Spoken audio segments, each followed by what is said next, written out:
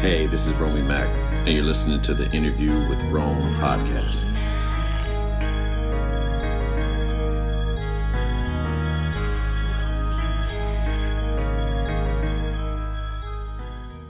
Yeah, what's going on? Welcome to another episode of Interview with Rome. Today's guest wears multiple hats. She's an author, she's a graphic designer, a publisher, a pet lover, and if you follow her on social media, you'll see she loves her selfies too. Hailing all the way from Jacksonville, Florida. Ladies and gentlemen and authors, welcome Leah Diane to the show. Leah, what up? Hey, not much. So how's everything going? Oh, it's going pretty well. How's everything with you? Hanging in there, just trying to get through another day, you know. Life throws curveballs at you sometimes, and you just gotta run with it and figure out how to move forward. Who is Leah Diane? Well, that's a loaded question. Best way to sum it up is just your average video game nerd turned author. And where did you grow up? I originally grew up in Pennsylvania, Uniontown to be specific. Okay. How'd you get down to Jacksonville? When I was around, I think, 22, I had met a guy on a video game called Smite, and I decided that with how my life was going, it wouldn't hurt to take a chance and just basically got a bus ticket down in Jacksonville, Florida. I've been looking since. Oh, okay. So let everyone know how you heard about this podcast. A friend of mine had suggested to me, right after I did an interview for her podcast, she had told me to come here. I'm blanking on names right now, and it is terrible. Oh, you're talking about Chris Classics. Yeah, it's probably Christine, right? Yeah. Yeah, okay. Chris is awesome. Shout out to Chris. She was one of my first authors. I think she might have been the first author that I interviewed for. No, I take it back. She's the second author I had on the show. But no, I had a lot of fun doing that interview with Chris. What made you become an author? I was an avid lover of books since I can remember, honestly. When I was about, I think, 8 or 9, I had picked up a book called Hawkseye, and it was basically it for me. I decided I want to write books. Got in trouble a lot during middle school because I would always sit there writing books in my free time, but it worked out in the end. Yeah, that story is going to pay off later on for sure. So, as a woman, do you face any issues with inequality compared to men in writing books, like in your experience, or you feel it's the same across the board? When it comes to like the genre for horror, I feel like there could be a little bit of a change. They basically assume that men can only do horror books. It's a little frustrating. But apart from that, everything's usually pretty fair game and everything's equal. So when did you realize that this is what you wanted to do as a writer, cover artist, publisher, all that? Or really just we'll go back, we'll just say being an author. When did you realize that you wanted to be an author? When I was 17, I had finished my first book and I decided that I really wanted to get into it. It was back when the indie world was a very tiny thing that nobody really understood. And I just started adding authors left and right, started working on getting a book together, did the whole Amazon thing. I was under a different name back then, but I went out of my way. How did you get into book design? I wasn't able to afford any book covers for my own whenever I first started, so I decided to just take up the mantle, try to make book covers, used photos of my friends who had told me I could, and just got a copy of Photoshop and just started editing. So where did you get the idea for your book? Where did the idea for your book Fang come from? For Fang? Yeah. It is basically the character that's in Book of Curses. It was more or less a prequel story for him. Oh. The idea came around that nobody really understands that character too much. He's very aggressive. Nobody really knows why he is. Yeah. So I decided to write a very short story, just summing up why he's like he is. Okay. So the Book of Curses, is that your first book ever written? Yes. Oh, wow. So when did you start that one? All the way back in 2011. Cool. What can you tell us about the Book of Curses? Book of Curses is a young adult book. I'm in the middle of writing a adult version of it. It's going to be like a sister book. It's about these two twins who find out that they're part of a prophecy that takes place in a cursed book. And basically, they have to find these guardians and do this whole quest type thing to save the world, or else everybody will die. So, things always get a little complicated and stuff like that. What's the process of writing a book? Where do you start? How would one go? How would you teach someone how to, the process of writing a book? Well, everybody is different. I talked to so many different authors. They all have a different way of doing it. For me personally, I start with the characters first.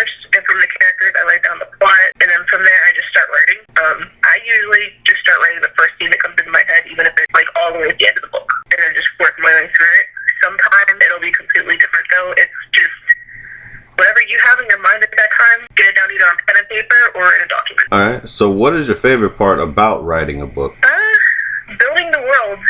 And so what would be the worst part about writing a book then? Deadlines. Above all, just deadlines. So what can you tell us about your up and coming book? What is it, Hades, or how is it? You know, I know you said it was a Greek god. Okay, Hades. So what can you tell? That just so happens to be releasing on my birthday, listeners. Just so you know, September 20th, 2019. Now that deadline's going to be met, right? Yeah, that one is actually completely done already. All right. I'm in the middle of finishing the sequel for that one. Okay, cool.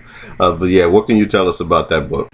Hades is basically the story of the Greek god Hades, and more or less him telling everybody how the way humans view his story was completely wrong. And then basically in that book, his brother Zeus, probably the most notorious god out of all of them, decides that he wants everybody to do what he wants, including humans, and calls for an all-out war. Due to that, Hades is trying to stop it, and a lot of spoilery things happen that I can't quite talk about, but it's a bit of a wild ride. Right. So I know you mentioned how to write a book. Do you have like a creative process? Like, is there something that you need to do to get in the mindset to write? You know, like some people have to have certain type of music playing, or I don't know, candles lit, or anything. Eat a certain thing, like like a formula that you have, like for great writing. I don't have anything in particular. I mean, music does help with certain things for me, but usually nothing really. Cool. And what music you commonly play? I listen to a lot of metal, but apart from that, it's just a mix of everything. So what fascinates you about paranormal? Just the aspect of things that are unknown and don't exist. You know, getting to play with things that aren't real, but you can picture them in your head and do whatever you want with them, and just, I don't know, the whole gory aspect of some of them, or the monsters that are actually human that you can't see because you're so afraid. So were you a fan of like the Paranormal Activity series? Did you get ideas from like the movies or shows like that, or is that just something else? Paranormal Activity is my least favorite thing. With me, it's more anime, I guess, kind of inspires me in video games. Yeah. So are you a fan of horror movies at all? Yes, I absolutely love horror movies, which I think that's why I don't like Paranormal Activity. Okay, so what would you say is your top 5 favorite horror movies then? Any of the Nightmare on Elm Street movies. Dead Silence, most definitely.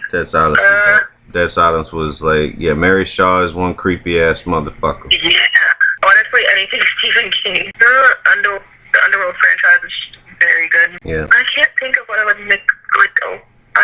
So we got. I'm gonna say the first Nightmare on Elm Street, and then whatever the one where they're like in the hospital. I think it's probably like those are probably like the best. So I'll give you So that's 1. So we'll say Nightmare on Elm Street 1, Dead Silence is 2. What do you say? Underworld. We'll call Underworld. Yeah.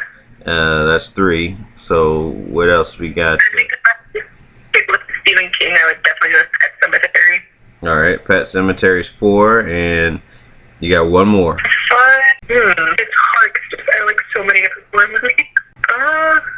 Probably The Boogeyman. It's a very underrated movie, honestly. What's a normal day like living in Jacksonville? Never knowing what's going to happen weather-wise. Lots of stupid people that you just kind of get to deal with. I don't even know how to sum up Jacksonville, honestly. It's, Yeah, so what would you suggest to a tourist to do for like food or excitement there then? Probably hit up the downtown area. The beaches are always the best place to go in Jacksonville. The bars, some of the nightclubs down by the beaches, definitely worth going to. Yeah, so let me ask you, like, you know, obviously this past weekend, or the weekend before, you know, we had like the the shootings out there at the bars. Did that like kind of deter you away from going out to the bar still, or you're still like, you know, I don't want to live in fear, I'm still gonna be able to go out, or are you just like more aware of your surrounding? I'm definitely just a lot more aware about things. Don't go anywhere alone. That is definite. Yeah. It's just, you become more aware of things because it's not worth just hiding in your house dealing with all this. You mentioned earlier that you're into gaming. When did you first start gaming? I think the first time I played a game, I was like 3. Was the controller plugged in? Or were you that little sister or little cousin that you know, they pretended that you were playing just to get you, just to keep you from crying? Oh no, the controller was plugged in. Yeah. What? I am an only child, so I don't worry about that one. Oh, okay. So what games did you? What you remember your first video game? Don't remember what the first ones I played were, but I do remember like the first impactful games I had. I know the first ones that I remember vividly were Legend of Zelda: Ocarina of Time and also Majora's Mask. Apart from that, Final Fantasy VIII. Okay, so you're into RPG then. Sometimes, yes. I play first-person shooters too. I'm kind of all over the place anymore. I used to be like into, well, we mentioned earlier, I'm just a tad bit older than you, but there were in my days, the Nintendo phase had much of just about everything as what my parents used to just get me, because I don't think I might have had a choice a few times, but I think they just got games they just saw. They just happened to be out popular at the time. Like, you know, Paperboy was very big, you know, for Nintendo. And of course, Mario and like Power Pad, like running, like making all that damn noise, running up and down on that pad. When we were in the Navy in Cuba, that was fun. But yeah, gaming now is like very simple for me. I like to play hockey. Like, you know, I'll play NHL like for hours on end, because it's like I never really understood the game of hockey. So it's like I felt like it was like a challenge, like to learn. Like, how the hell can you beat this thing? You know what I'm saying? But like, I know folks nowadays like to be like into first person shooters. And I'll ask you this. Obviously, no, we're not doing it's not really politics, but do you make that violent games make you want to do something violent? Dear God, no. Yeah, you know. That argument makes no sense to me. Like, did you see that? You saw that Walmart took violent games out of display of their stores after that shooting in El Paso, which makes no fucking sense to me. But then they left all the guns. Yeah, you leave it. Yeah, the gun. That's because how that works. So what about the movies? Do we take all the movies with violence in them out as well? I would think might as well take the movies, the TV shows, which is basically almost everything, including the news. Yeah, I don't know what to make of that. You know, it's like somebody I saw on Twitter said, saying that video games make you violent, like telling a kid that's playing Stardew Valley is going to grow up to be violent while he's just sitting there farming the whole time. I know playing Mario Brothers never made me want to become a plumber. I'm gonna tell you that shit right now. You know, but that's just me. Yeah, exactly. Yeah, I didn't want to become a really fast hedgehog when I played Sonic. So. Yeah, yeah, for sure. So, where do you see yourself in 5 years? In 5 years, hopefully somebody with a bit more impact behind my name. Mm-hmm. Maybe with at least 20 books out, because I'm trying so hard to get there. Mm-hmm. And hopefully just, you know, doing something that makes me happy and not hate everything about it. Yeah. How long does it take you to? How long does it take your process to like from start to finish on a particular book project? How long does that take you? It varies. I know with Hades, it took me 6 months to finish it. With the sequel, it's only taken me 3 months. But then there was Book of Curses. It took me about a year to do that. I still haven't finished the sequel for that, just because I have so much writer's block with that book. And getting back to gaming, you mentioned that you were going to be working on it. You got called to work on a game, which is crazy awesome. I mean, you go from being like an avid gamer to actually working on a game. I mean, how does that feel? Honestly, it's very exciting, but very scary. It's just the factor of it's not just working on the game. I basically got the chance to, from beginning to end, write the entire script for the game, choose what's going on. So more or less, it's the oversighting part, the ripping part, what I made. Yeah. Do you know what like are you able to say what console that's going to be on? Is that going to be like a PC, or is this like, you know, one of the major ones like, you know, PlayStation or even arcade, or what's the story with that? Right now, the only thing that we know for sure is we're trying to push for a demo to release on Steam by early 2020. But apart from that, we're still trying to figure out the other parts of it, make sure everything's up and running before we dive into that area. Just one last question for the business related questions, and we'll get into something that's a little bit more like personal and fun with that. So where can fans find you and your works on social media or the internet? Where can you find it? Yeah, where could we find you? Like Instagram, Twitter, Snap? You can find me on Instagram, on Twitter, Facebook. My books are usually on Amazon alone, but sometimes I have them on different retailers. Okay. What's your handle name on there? So on Twitter, it's a very odd name. It's Hale Belisle. It would be spelled HealBealial. And on Instagram, it's just authors Hale, which Hale at the end of the day is just my name backwards. On Facebook, you can find me under Leah Diane, just 2 H's for Leah. And then on Amazon, you can literally just type in Leah Diane. It'll pull up everything for me. Okay. These personal questions. What is it that you do for fun? Lots and lots of gaming. Like when you say you're an avid gamer, how many hours would you say that you put towards that? Oh God. I know just today I spent about 6 hours on games, so wow. It kind of varies from day to day. You seen those stories? Every day is right. Have you seen those stories? How like I guess a kid, I think it was a teenager, I think, or a young adult.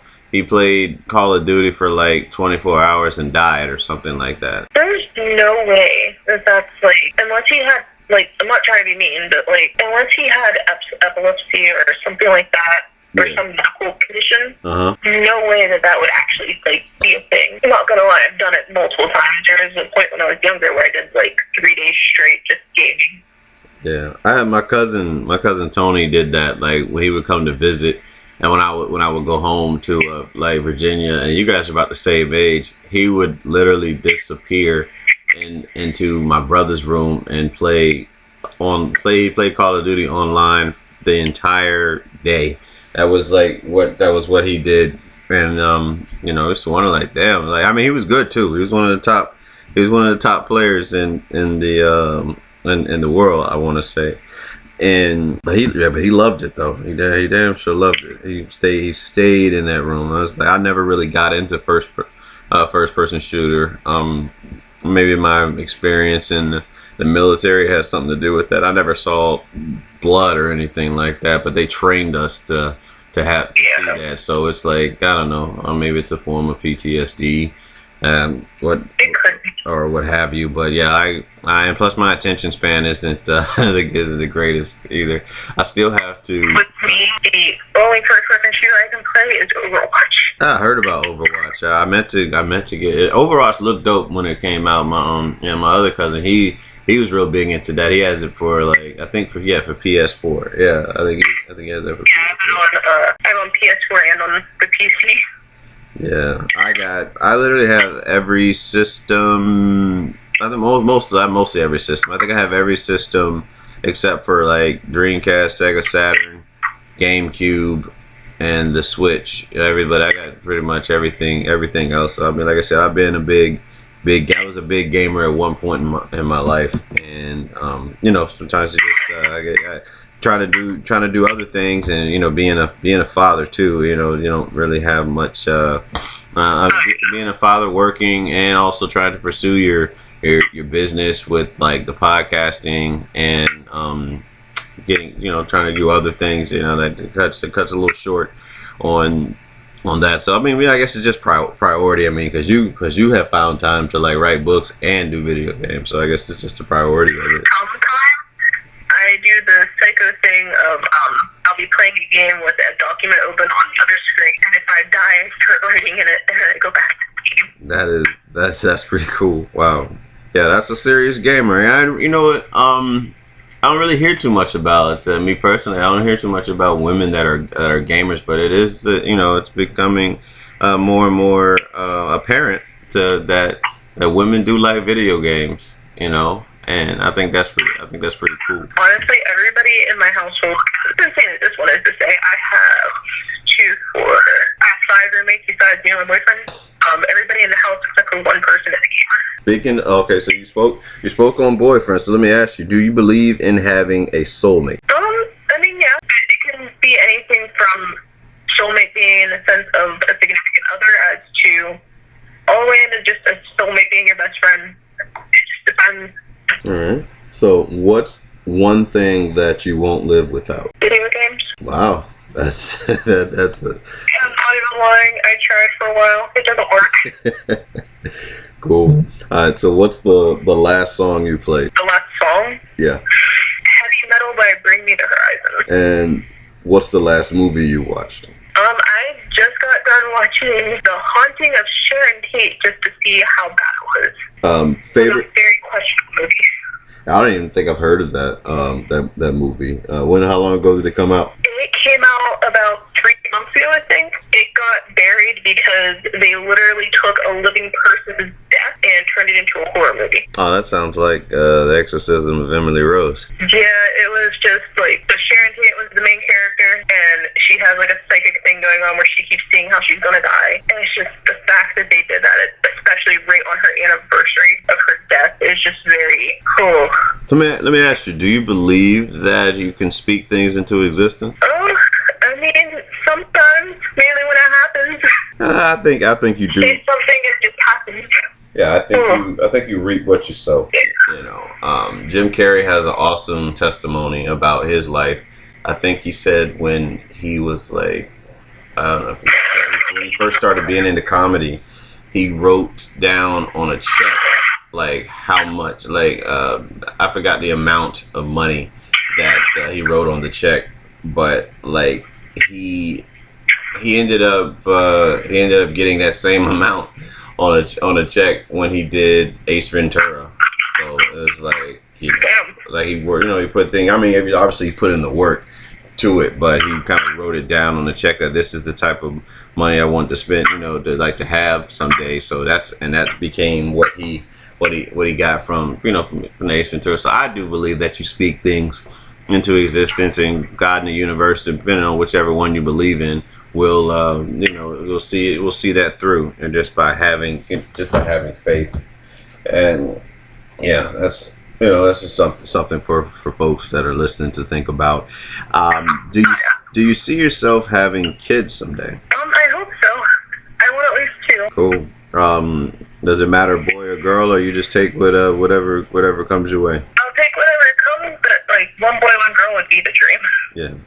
All right. 2 gamers. Yes. All right. So what's their favorite type of cuisine? Chinese. Yeah. You got a favorite dish? General Tso's. That's not that, then honey chicken. We very well might be related. That is by far my go-to when it comes to Chinese food. I'll tell you a funny story about that. My my dad, whenever he hears this, he'll probably laugh at it too. But he used to pronounce it wrong all the time. We'll go to the Chinese restaurant. He'd be like, yeah, I got that General Toso, like that.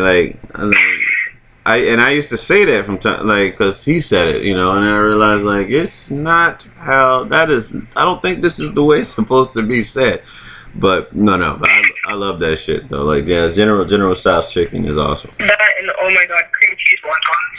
I'm not big. You know what? I'm not really a big fan of cream cheese.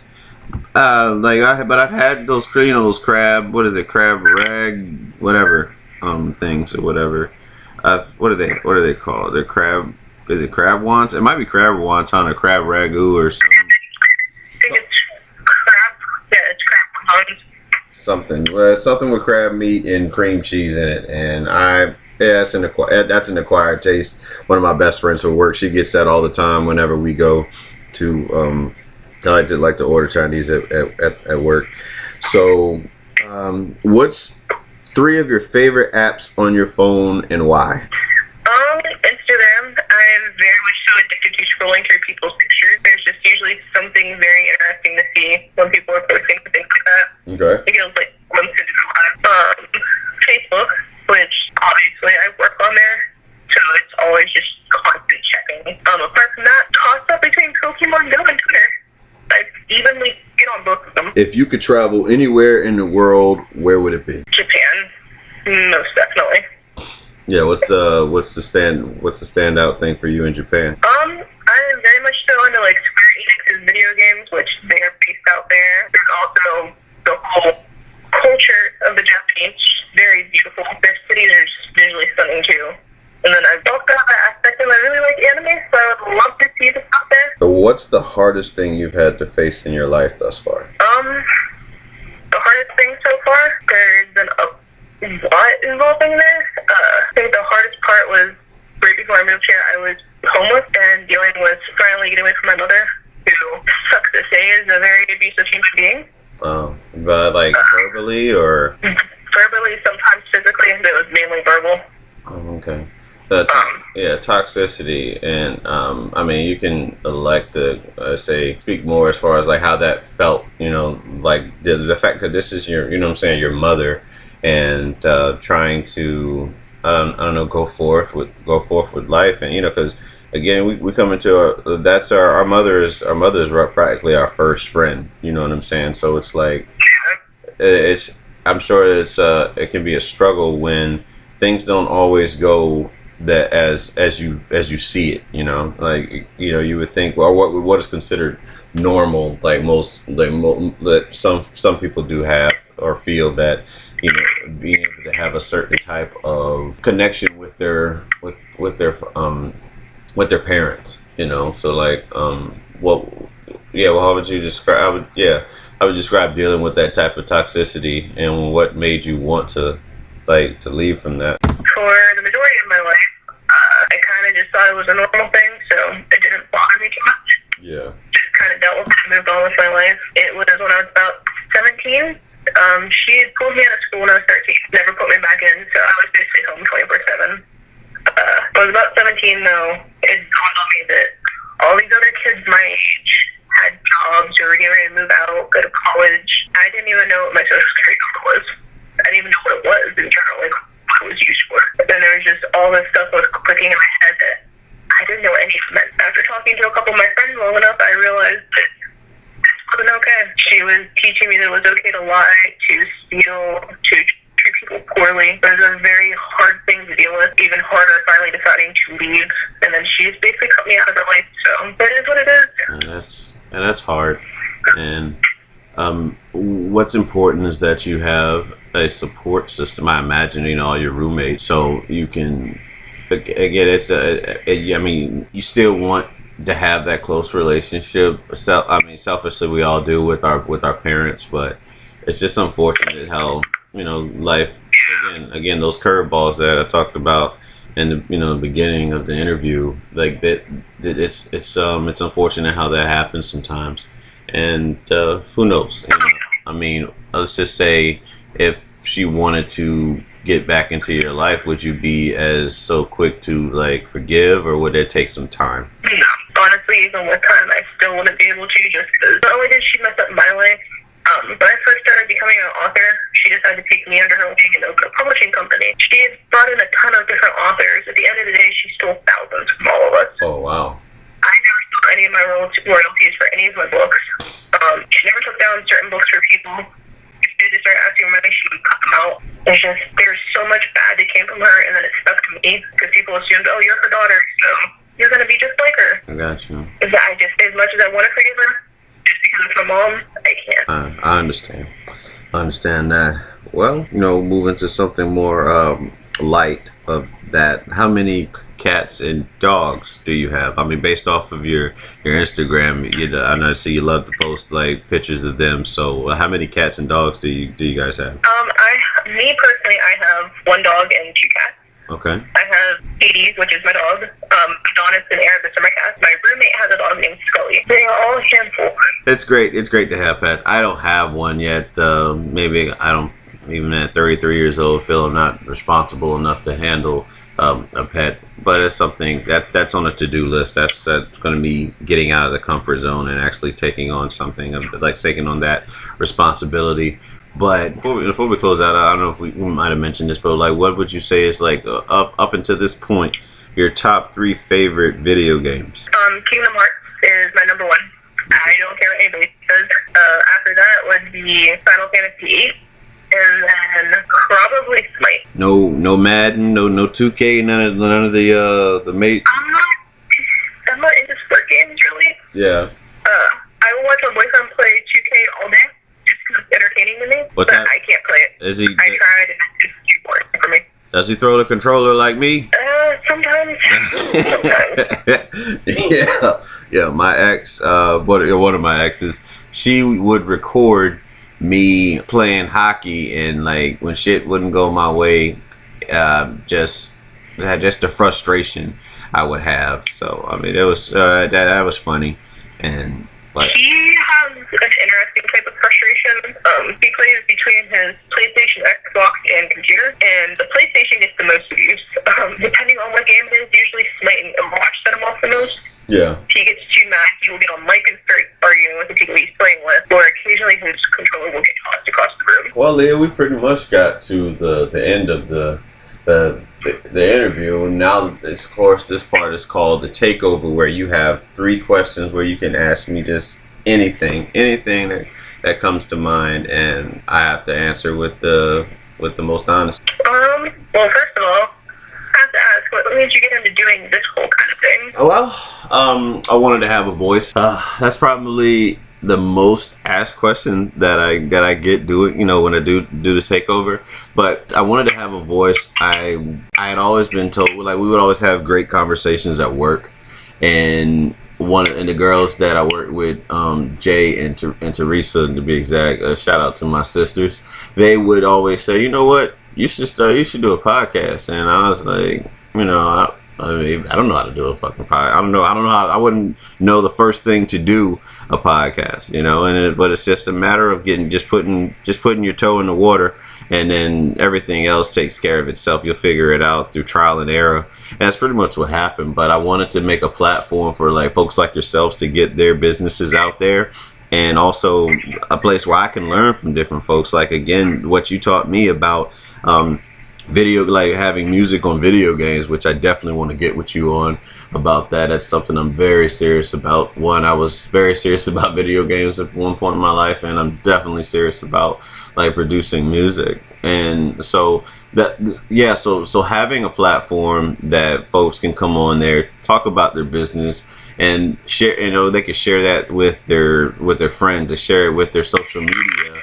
And then it only attracts more people to come and give more pointers to people like that, myself. That, let's say somebody that's listening to this interview right now, they wanted to learn how to write a book, they can literally just listen to what you said, and they can be inspired by that, motivated, and then one day they'll say, I started writing a book after I heard Leah Diane on, the Innerview with Rome podcast. So that's really what I want from this. That's the ultimate reward, is that it's the gift that keeps on giving. That's really what this is about for me. So yeah, that's the best way to answer. That's probably the best way to answer your question. It's a good way to answer, though. Yeah. Also, have you, no names, of course, but have you ever had somebody come on that you weren't very fond of interviewing them? Like, it just kind of went bad? Oh, have somebody that came on the interview and it was just like dull as shit or something like that? Yeah. Yeah, but you know what? That's the challenge. Because it is. I have had that. It started off like kind of slow, and then like towards the end, you ask enough questions that it brings their personality out, and when they feel comfortable, because a lot of people aren't very comfortable being on radio or talking, you know what I mean? So, and you have to understand that everybody doesn't have that same skill, like what I would say, like for me, I do, in the sense of being able to talk on radio, and the level of comfort that comes along with it. But yeah, I've had that, and I've been able to bring them out, and I pride myself on that ability to do that, because it is. I feel like it is my duty as the host to be able to do that. And I mean, there's times I've had folks on my actual show that I did that were very dry, very cut and dry, and it didn't work, and I didn't know how to deal with it at first. So I would always get frustrated. But now I'm at a point where I'm experienced enough and qualified enough to kind of like redirect everything and get it to where they're comfortable, something that they feel comfortable talking about. So yeah, that's the best way to answer that question. So your third and final. I was gonna say, that's a very good thing to have, though, just to be able to do that, Yeah. To redirect the question you gave me earlier, where do you see yourself in 5 years? Myself in 5 years? Oh God. Well, hopefully, that I'll have another child. I'll be my bank account will be expanded. I will be if it's done things the right way, I'll have a few credits under my belt being a music producer. Whether that's for video games, whether that's for actual artists. This show will be nationally syndicated.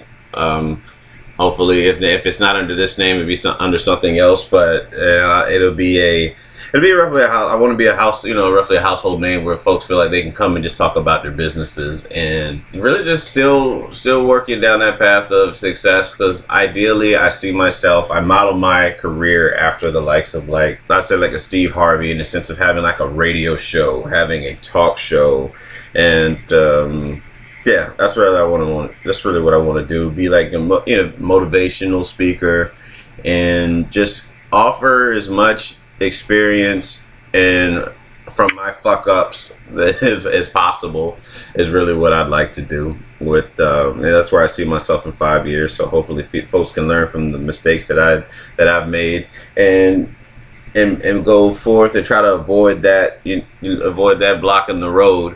Along their way, for like yourself, what I'm saying, you're 20, you're 25 years old. Like, again, if I knew what I knew now at 25, who knows where I would be doing this, so like I could have been producer again. I could have been writing. I got so much imagination. I've been talking with Chris about she was going to help me get started writing my first book and stuff like that. I kind of asked her process, and I asked you your process as far as like writing a book, and I think that's something that that'll work. My cousin, Shiloh Miles, she's an author, great author. Her book Broken Promises, you can find that on like Amazon. Yeah, she's dope, super dope, and just trying to throw my hat in the ring and seeing like if it works. If it doesn't work, then great. But I definitely have like the imagination that can go along with what it takes to write a book. So yeah, that's where I see myself in 5 years. Hey, I mean, if you put your mind to it, you can definitely do it. For sure, With the book, it can definitely help you put the cover if you need one. Oh, for sure. You let me know how many millions it's gonna cost so I can start saving. And then, we'll go from, roughly go from there. But no, Leah, I had a great time interviewing you and learning about women in gaming for one, and also how to, like your process of, how to write a book. The things you do around Jacksonville, and it's not going to keep you from going to the clubs with this, with the shootings and all that stuff, which is really good. And just that story about you and your mother is very compelling. I'm sure that a lot of folks will be able to take from that, that's going through roughly probably the same thing, as you never know who you're inspiring just by telling your story. So I want to thank you. Really want to thank you for that part, because I know that you didn't have to share that with us, something so personal. So I really want to thank you for that. And yeah, I think that's really all we got. Of course, guys listening, you can follow me on Instagram, the official Romey-Mak page, and also 2 Cents the podcast is the handles for that. And what I forget what the hell my Twitter is, but yeah, that shows how much I'm on that shit. But yeah, there's a Twitter. You can look at them you can find all the handles at the bottom of this video when it's posted to YouTube, Spreaker, and Anchor. But you got anything else that you want to say to the to your fans before we close out? Anything you want to pass on to them about upcoming projects or what have you? Project 1, Hades will be out on September 20th, but Street to Hell, which is the sequel, will be out November 18th.